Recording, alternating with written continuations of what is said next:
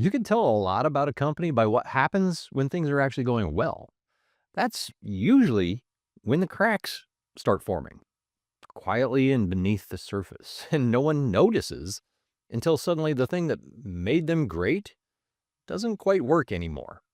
That's what I want to talk about today, how culture and brand can start drifting apart long before your numbers start to show it. Because whether you're running a global company or growing a small business, this conversation might save you from the same kind of slow leak that almost took down Nike. You see, most business leaders believe that as long as sales are strong, as long as the numbers are good, and the balance sheet shows lots of black, the brand must be healthy. The numbers look great. Everything has got to be working, right? And then they think that maybe all this touchy-feely brand stuff, talking about culture, identity, and what all that means for the business, can wait a while. Maybe next quarter or even next year. But throughout the history of business, we can find examples where companies thought their brand was strong, only to find out that their brilliant new strategy nearly ruined them. Even the world's most iconic brands, the ones that seem untouchable, have proven that when you start changing what your brand means, the results might not show up on the balance sheet right away, but they show up eventually. So I'd like to spend a little time with you talking about how Nike, one of the most admired and disciplined brands on the planet, nearly lost its edge. We'll also touch on another unique example, Snapple, that made a similar mistake years earlier, one that almost wiped out the brand completely. We're going to trace the leadership decisions, the structural shifts, and emotional consequences, both inside and outside the company. And really, I just want to show how this relates to you and your own business to uncover what lessons you can take from these stories before your own brand drifts into that same dangerous territory. By the end of the video, I want to understand not just what went wrong with Nike, but how you can keep your own brand alive, aligned, meaningful in a world that constantly pushes you to change faster than your identity can even keep up. You see, the reality is that a brand isn't just a logo or a tagline. It's a living ecosystem. And when you start pulling at its roots, changing the meaning, the direction, the culture, even small moves can destabilize the entire structure. So let's start with Nike, the company that once defined what focus looked like until it didn't. So let's take a step back. You all remember what the start of 2020 felt like, right? The world shut down. Stores closed, supply chains ground to a halt, and Nike, like most global brands, faced a decision: evolve fast or get left behind.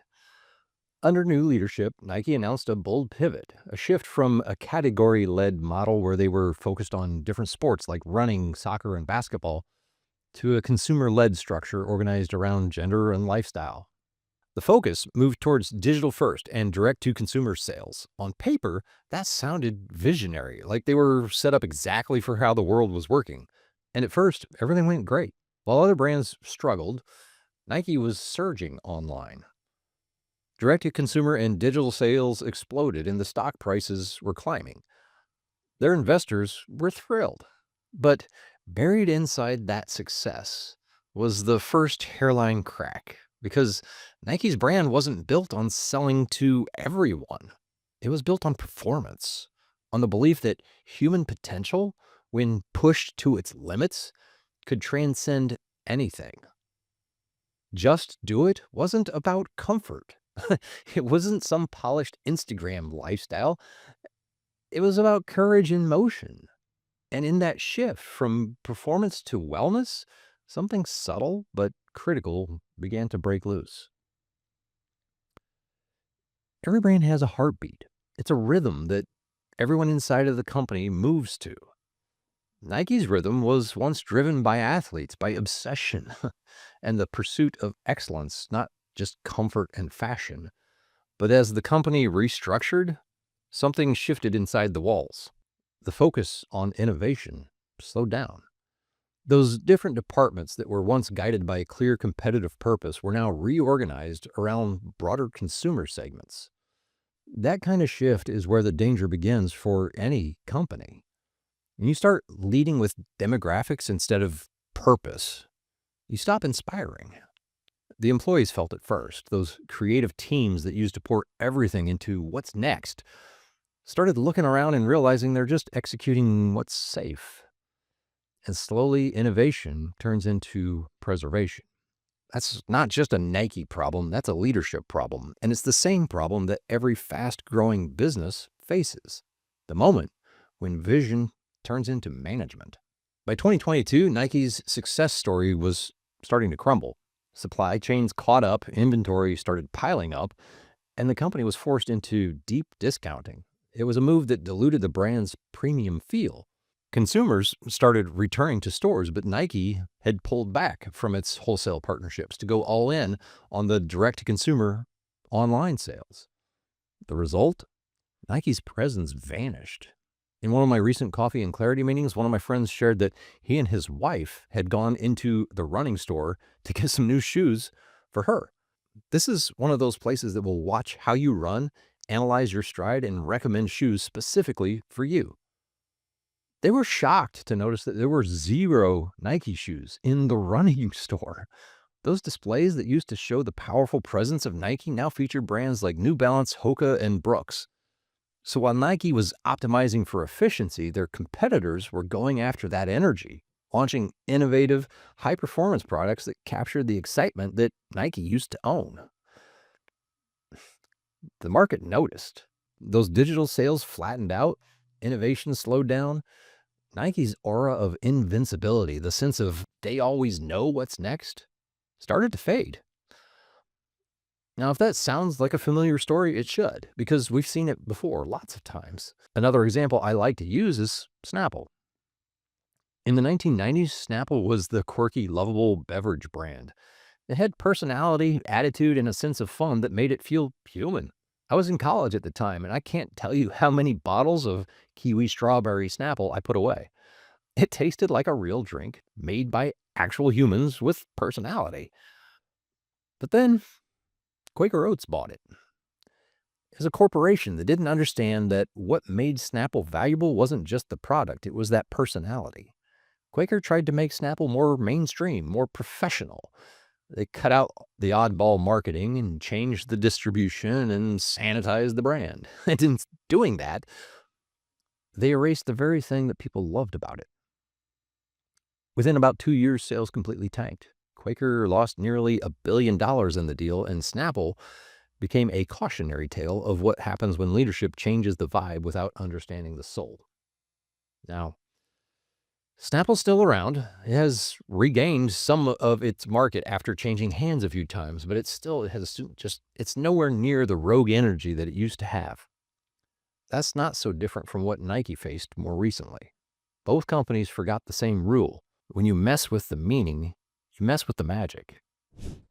Hey friend, while you're here, if this is interesting to you, make sure to hit that like button and let me know if you want more of this kind of brand analysis. So by 2024, the cracks had become impossible to ignore. Nike's profits were plummeting. Its stock had fallen to levels not seen since 2018, and the company went through 2 rounds of layoffs totaling over 2,000 people. Inside the company, morale was bombing as well. Employees spoke of feeling disconnected, unheard, and uncertain about the direction. The company that once inspired belief now inspired confusion. It's interesting to go back and read business articles from that time frame. There were rumblings of that turmoil this shift was causing inside. I was reading a Business Insider article from March of 2021. There was a lower-level employee at Nike who had worked in the company for almost 4 years. And he felt the switch from sports to consumer categories ran counter to the benefit of having designers and product developers who intimately know and can create products for a specific sport. This employee, who had been sent to another team in light of all the restructuring, said that this change made him worry about losing what makes Nike, Nike. That's the real danger of brand drift. It doesn't just confuse your customers, it drains your people. When your team can't see the through line between what they believe in and what they're asked to create, all of that creativity starts to die. And when creativity dies, so does the brand. Now for some good news. As of late 2024, Nike began a course correction. New leadership, bringing on a new CEO that had been raised on the Nike way. This brought a renewed focus on performance and innovation and a return to their retail partnerships. They even put a new twist on their iconic slogan, shifting "Just Do It" to "Why Do It." Some critics argue it's risky to tinker with one of the most iconic taglines in history, but others say it's bold, that it acknowledges the mindset of a new generation that's coming up and questioning everything. Personally, I think it's a smart evolution as long as it stays rooted in the original meaning. Because your slogans can change and designs can change, but the identity, that essence of what you stand for, that has to stay unshakable. So, what does all this mean to you?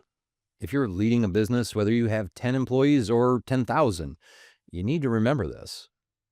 Your brand is your culture made visible.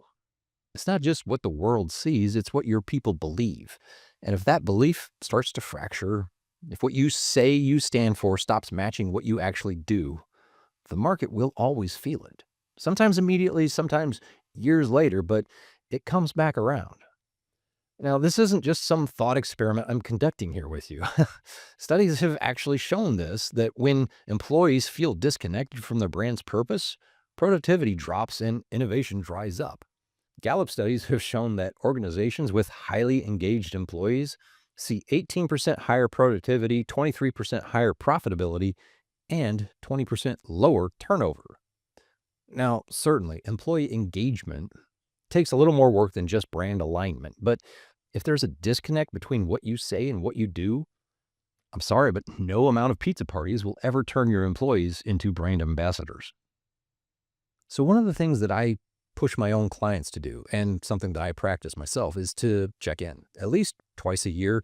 I do it quarterly, but examine whether you are living your core values.